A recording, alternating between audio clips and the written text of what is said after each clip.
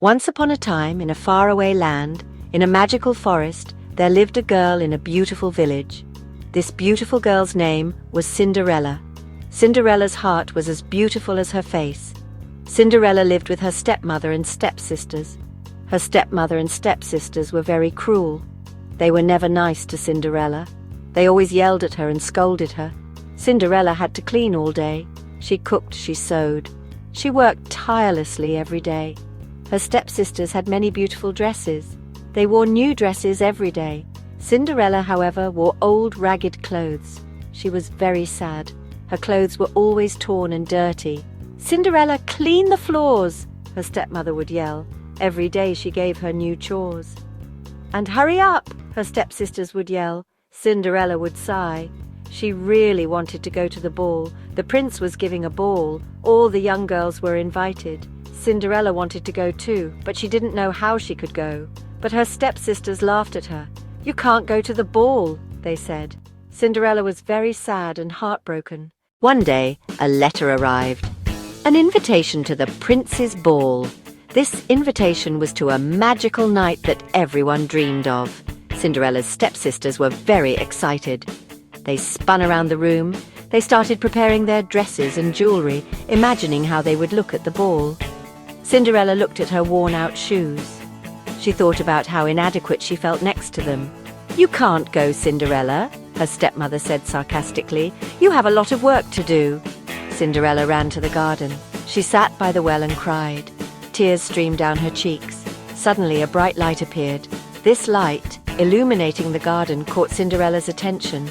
A kind woman stood before Cinderella. This woman looked at Cinderella with a reassuring smile.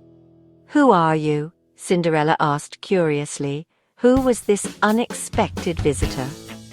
"I am your fairy godmother," the woman said, smiling. "I'm here to help you." "And I'm here to help you go to the ball."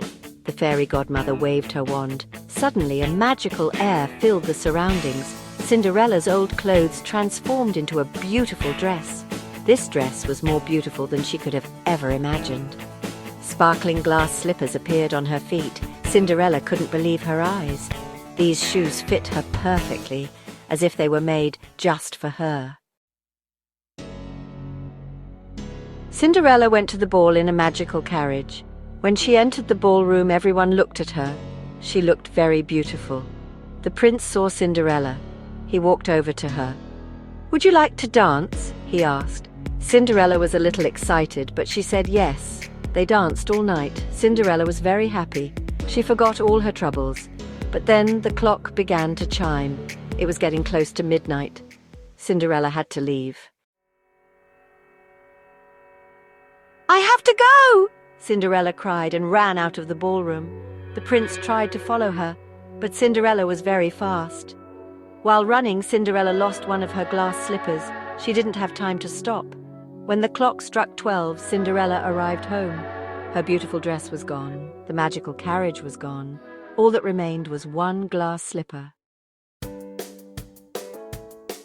The prince was determined to find the beautiful girl he danced with. He couldn't forget that night, and he wanted to see her again.